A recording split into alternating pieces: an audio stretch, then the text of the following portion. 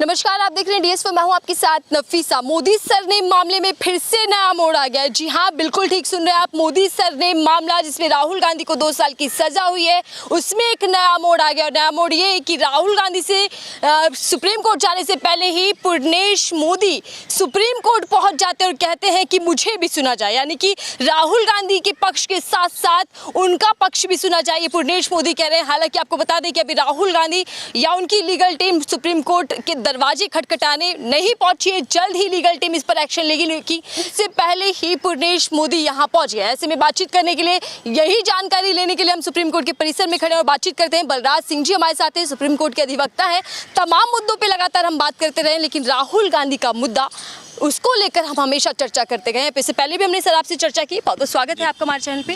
लेकिन अब इसमें एक नया मोड़ आ गया है। पूर्णेश मोदी अगर राहुल गांधी से पहले सुप्रीम कोर्ट पहुंच गए हैं, उन्होंने याचिका लगा दी कि मुझे भी सुना जाए, तो क्या इसका फायदा भी पूर्णेश मोदी को ही होगा? देखो, ये तो आमतौर पे क्या होता है, ये सबको अधिकार है। कोई आदमी कैविएट इसको बोलते हैं, वो फाइल कर सकते हैं कि भाई जो दूसरी पार्टी है जो आपके सामने आए तो कम से कम हमें भी सुना जाए, आप बिना सुने कोई फैसला ना दें।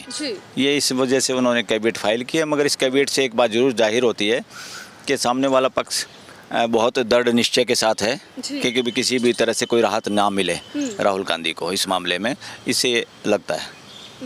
लेकिन सर, क्या ऐसा भी हो सकता है कि शिकायतकर्ता जिसकी 2 जगह जीत हो गई एक तरीके से, चाहे सूरत कोर्ट की बात करें, जो फैसला सूरत कोर्ट ने सुनाया वही गुजरात हाई कोर्ट का है, बावजूद इसके सुप्रीम कोर्ट पहले वो पहुंच जाते हैं, इसके मायने क्या है? इसके मायने ये है कि सुप्रीम कोर्ट से भी जीत जाएं। जिस तरह से नीचे की अदालत में हुआ वही फैसला बरकरार रहे, इसी की कोशिश में है वो लोग। इसीलिए ये सबका राइट है, कोई भी आ सकता है। पूर्णेश मोदी यहाँ आया है तो ये उनकी इस बात को जाहिर करता है कि वो अपने इस केस को, जिस तरह का फैसला नीचे अदालत में आया, सोचते हैं कि सुप्रीम कोर्ट उसी तरह का फैसला दे और वो अपनी बात सुनाना चाहते हैं। तो ये उनका राइट है। सुप्रीम कोर्ट उनको सुन के भी वो सुप्रीम कोर्ट तो अपने हिसाब से फैसला करेगी। लेकिन राहुल गांधी अभी सिर्फ तैयारियां कर रहे हैं, अभी विचार किया जा रहा है, उनकी लीगल टीम तैयारियों में जुटी हुई है कि वो सुप्रीम कोर्ट का दरवाजा खटखटाए। लेकिन उससे पहले पूर्णेश मोदी यहाँ पर आ जाते हैं। क्या उनके मन में कोई भय है या किसी तरीके की तैयारियां उनके भीतर चल रही हैं कि वो सुप्रीम कोर्ट पहले ही पहुँच जाते हैं? बस भय तो यही होगा कि हमारा जो फैसला है या उसके राहुल गांधी के खिलाफ जो फैसला आया है, हाई कोर्ट ने, डिस्ट्रिक्ट कोर्ट ने, जो भी नीचे की अदालत ने दिया है, हाई कोर्ट ने उसको एक तरह से अपील किया है कि वो फैसला ना बदले और वो अपनी बहस करना चाहते होंगे अपनी बात, ताकि हमारी उनकी उपस्थिति में ही सुप्रीम कोर्ट कुछ भी एक्शन ले इस बात पे। और ये तो पूरे देश में कोई भी लोग ऐसा कर सकता है, वो कैविएट फाइल कर ही सकता है। और कैविएट फाइल करने से क्या है, जब भी वो राहुल गांधी यहाँ पिटीशन फाइल करेंगे उसकी कॉपी दूसरी पार्टी को दी जाएगी, पूर्णेश मोदी या उनके वकील को, और उनको मौका दिया जाएगा, they can appear before the court और अपनी बात सुना सकते हैं। लेकिन सर, अगर मैं आपसे जानना चाहूँ, क्योंकि हम लगातार चर्चाएं करते रहे हैं राहुल गांधी के विषय को लेकर, इसमें राजनीति का भी कोई एंगल क्या यहाँ पर भी देखने को मिलेगा? क्योंकि सुप्रीम कोर्ट वो पहले पहुँच गए पूर्णेश मोदी और कहते हैं कि एक पक्ष को ना सुना जाए, मुझे भी सुना जाए, जबकि 2 अदालत तो उनको सुन चुकी है। नहीं, ये तो देखो, कैविएट कोई भी डाल सकता है, ये इसमें किसी को मना ही नहीं है। और वो इसमें यहाँ पर आए हैं तो इसमें कोई बुराई नहीं है यहाँ सुप्रीम कोर्ट में आने में। मगर सुप्रीम कोर्ट को तो दोनों पक्षों को सुन के भी कोई फैसला देने में क्या इतराज़ है? सुप्रीम कोर्ट अपना फैसला देगी। मगर ये हॉट केस है पूरा इस देश की सुप्रीम कोर्ट के लिए। और इस सुप्रीम कोर्ट, मुझे ये लगता है एज ए ह्यूमन बीइंग, अभी तो एविडेंस या जो भी मुकदमा सुप्रीम कोर्ट के सामने आएगा, जब वो लोग इस पर ध्यान करेंगे, जजेज लोग भी पढ़ के आते हैं और कोर्ट में भी दोनों पक्षों से सुना जाती है बातें, क्या होगा क्या नहीं होगा। मगर कहीं ना कहीं पूरे देश, इवन जुडिशरी भी कहीं पर भी हो, इस बात पे दिमाग में सबके खलबली है, क्या ये मैक्सिमम सज़ा का केस भी है कि नहीं है। क्योंकि क्रिमिनल केसेज में, जिन केसों में आजीवन कारावास या फांसी की सज़ा होती है, और फांसी की सज़ा अगर दे दी जाती है तो हमारे देश में कानून है, रेयरेस्ट ऑफ रेयर केस में ही फांसी की सज़ा दी जाती है। उसको बहुत गहनता से, बड़ी विचार विमर्श करके, और उस जिसको फांसी होती है उसको मौका देते हैं हर अदालत। तो क्या वाकई वो रेयरेस्ट ऑफ रेयर केस है जिसे पूरे देश की कॉन्शियस हिल रही है? तो इसी तरह से मैक्सिमम सज़ा किसी को देना किसी अपराध में, मैं तो कहता हूँ वो भी रेयरेस्ट ऑफ रेयर केस है, उसमें भी ध्यान जाना चाहिए अदालतों का भी। और मेरे ख्याल में सुप्रीम कोर्ट इस पर ज़रूर गौर फरमाएगी कि क्या ये इतना रेयरेस्ट ऑफ रेयर केस है कि पूरा ही मोदी समाज हिल गया या पूरे देश की कॉन्शियस हिल गई कि ऐसा कोई भी आदमी बोले, कोई भी राजनेता बोलो उसको 2 साल से कम की सज़ा देनी ही नहीं है। ये बड़ी बात है। हाँ, मैं ये ज़रूर कहता हूँ कि आने वाले समय में देश के नेताओं को भी अपनी ज़ुबानों पे इस तरह के शब्दों को इवन स्लिप ऑफ टंग में भी सोच समझ के बोलने की ज़रूरत है। सबको A to Z across the party, कोई भी समाज के लोग भी। मगर रेयरेस्ट ऑफ रेयर केस ये नज़र मुझे तो नहीं आता, और जिन साथियों से बात करते हैं उनको भी नज़र। राज जी, मैं वही समझना चाह रही हूँ आपसे कि क्या मानहानि मामला इतना संगीन है कि किसी भी तौर पे किसी भी तरीके से राहत ना मिल पाए? जैसे हम देख रहे हैं कि एक के बाद एक अदालत में राहुल गांधी के खिलाफ जो फैसले आ रहे हैं। देश में आम लोग भी जब मानहानि का केस डालते हैं, इतनी तीव्र गति से वहाँ किसी का फैसला नहीं हुआ आज तक। और इतनी तीव्रता से जो तीव्रता दिखाई जा रही है, ये जो VVIP केस की तरह से है। जैसे कोई VVIP की सिक्योरिटी होती है ना, सड़क पे सब लोगों को रोक दिया जाता है, एक ही गाड़ी को गुजरने दिया जाता है।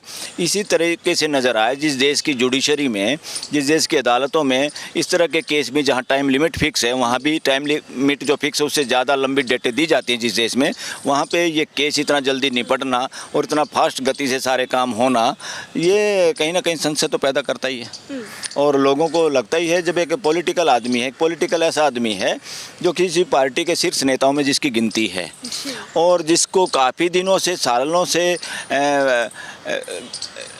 दूसरी पार्टी जो सत्ता में है उनकी तरफ से भी, उनके लोगों की तरफ से भी, न्यूज़ के जरिए भी, जो मुख्य धारा का मीडिया उसके ज़रिए भी वो पप्पू घोषित करने की कोशिश की गई है एक आदमी को। अब वो कम से कम उसकी ये सीट MP की सदस्यता जाने से और मकान खाली होने से जिसको पप्पू बोलते तो वो बहादुर जरूर नज़र आ रहा है पूरे देश को, कि वो आदमी धड़ल्ले से बोलता है, वो बिना डॉक्यूमेंट, बिना कागज़ के बोलता है, वो बिना उसके, वो सामने क्या रख के बोलते हैं, प्राइम मिनिस्टर भी जिसको सामने रख के बोलते हैं, उसको आजकल राहुल गांधी को ये चीज़ों की ज़रूरत नहीं हो रही। ये अच्छी बात है, ये पूरे देश के लिए अच्छी बात है। टेली प्रॉम्प्टर की ज़रूरत नहीं है राहुल गांधी को, अब वो खुल के दिल से बोलते हैं। कहीं ना कहीं प्रेशर था इस बहाने, मैं तो कहता हूँ इस बहाने, इस केस के बहाने से कम राहुल गांधी की जो पदवी सत्ता पक्ष के लोगों ने या उनके द्वारा मीडिया या उनकी जो टीम IT की, उन्होंने जो पप्पू वाली डिग्री देने की कोशिश की थी, इस देश ने उस पप्पू की डिग्री वाली उस डिग्री को अपने पैरों से नष्ट कर दिया इस देश की जनता ने, कम से कम मुझे ऐसा लगता है जी। लेकिन सर, आप बार बार जिक्र कर रहे हैं कैबिनेट क्या है। जब सुप्रीम कोर्ट में कोई आता है या किसी भी अदालत में कोई आती है पार्टी, नीचे कोई हारी हुई पार्टी आती है न्याय लेने के लिए, तो जो पार्टी जीत जाती है वो ये सोचती है कभी ऊपर वाली अदालत हमें बिना सुने एक्स पार्टी या बिना पक्ष जाने और प्राइमा फेसी को स्टे दे दे किसी बात पे, जिससे वो चाहते नहीं इनको स्टे मिले, कि सुप्रीम कोर्ट केस को देख के खुद ही हमें बिना सुने, बिना मौका मिले, क्योंकि ये पॉसिबिलिटी है। सुप्रीम कोर्ट कई बार, क्योंकि उसके सामने डॉक्यूमेंट तो होते हैं, सुप्रीम कोर्ट के सामने जजमेंट होती हैं नीचे की अदालतों की, उसको देख के और जजों को डिस्क्रिशनरी पावर है, वो इमीडिएटली एक तरफा भी स्टे कर सकते हैं। बस उसी से बचने के लिए इन्होंने जो भी मिस्टर मोदी हैं जिन्होंने केस फाइल किया था, उन्होंने कैबिनेट डाली है। अब कैबिनेट डाली है तो उनको उनके वकील पेश होने का उनको मौका मिलेगा, बस इतनी सी बात है। और उससे कोई ये ज़रूर पता चलता है वो ज़्यादा चौकन्ने हैं, बहुत सीरियस हैं, या इस केस के साथ कहीं ना कहीं काफ़ी जुड़ाव के साथ ये लोग हैं कि ये सज़ा बरकरार रहनी चाहिए, इनको राहत नहीं मिलनी चाहिए। ये तो कैबिनेट सोचता ही है।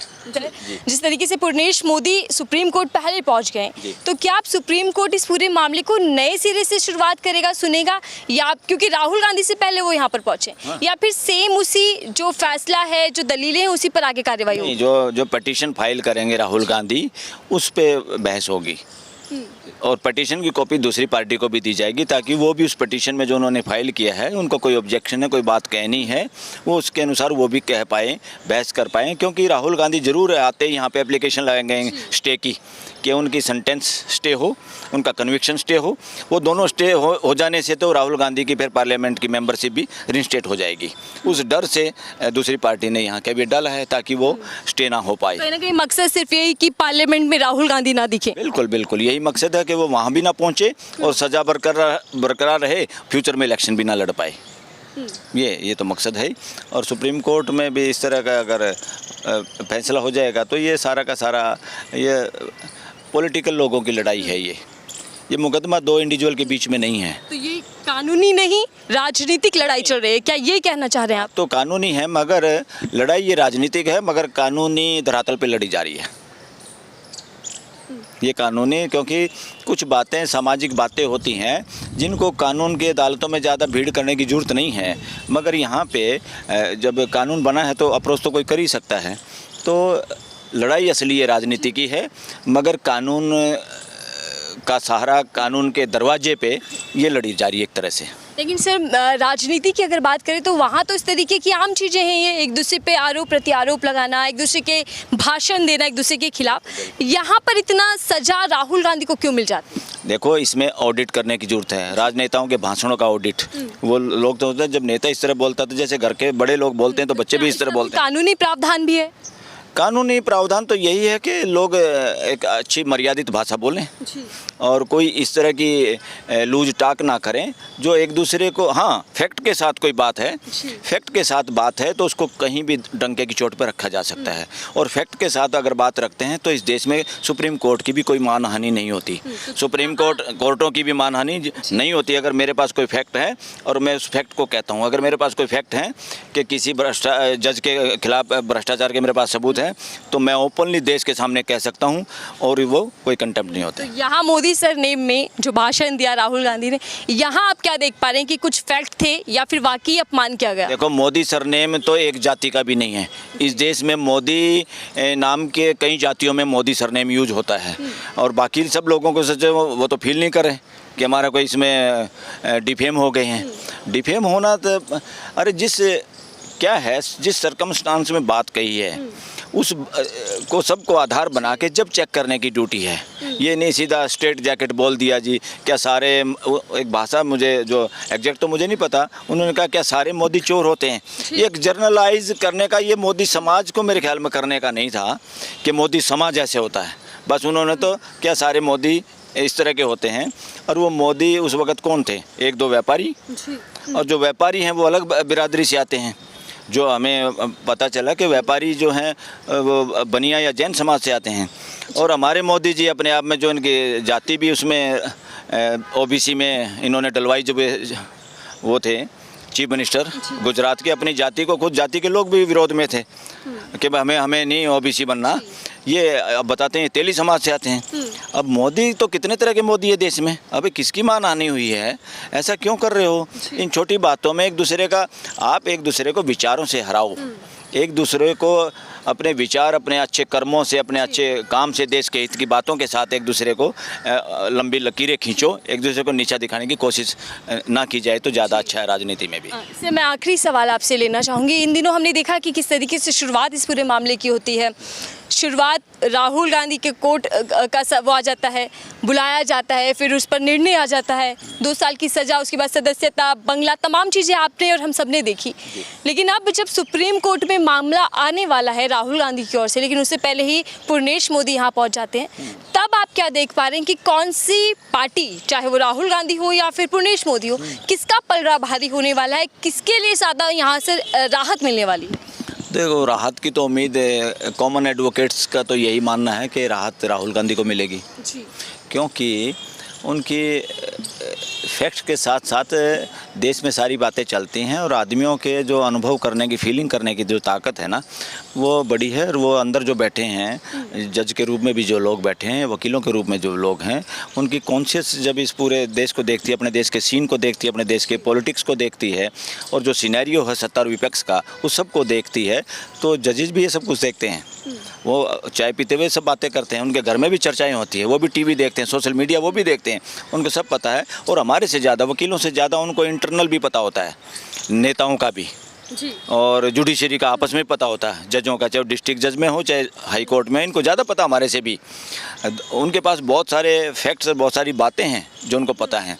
अब बड़ा रोल अब इसमें ये है कि देश के CJI चंद्रचूड़ जी कैसे करते हैं इस केस को, किस तरह के बेंच को देते हैं ये केस, या उन्होंने जो रोस्टर बनाया हुआ है ऑटोमेटिकली उसी में जाएगा या कैसे ये जाएगा, ये बहुत महत्वपूर्ण है। क्योंकि इन बातों के फैसलों से पूरे देश के जुडिशल सिस्टम पे भी और राजनीति दोनों मजबूत होते हैं। अगर लोगों के अनुभव के आधार से, लोगों की इच्छाओं, लोगों को वो कॉन्शियस को ध्यान में रख के अगर किया जाएगा ये फैसला, ये देश के लिए बहुत अच्छा होगा। बहुत धन्यवाद हमसे बातचीत करने के लिए बलराज जी। हालांकि चर्चा थोड़ी सी लंबी हो गई, क्योंकि राजनीतिक पहलू भी समझ रहे थे और कानूनी पहलू भी कि किसके लिए राहत मिलने वाली है जल्द। हालांकि इस पूरे मामले में क्या कुछ होगा, सुप्रीम कोर्ट किस तरीके से संज्ञान लेगा, ये देखना होगा, ये वक्त बताएगा। लेकिन फिलहाल राहुल गांधी से पहले पूर्णेश मोदी सुप्रीम कोर्ट पहुंच चुके हैं और कहा है कि मुझे भी सुना जाए। अब इस पूरे मामले में आगे क्या होगा, इसकी अपडेट हम आपको देते रहेंगे, लेकिन फिलहाल के लिए दीजिए इजाजत।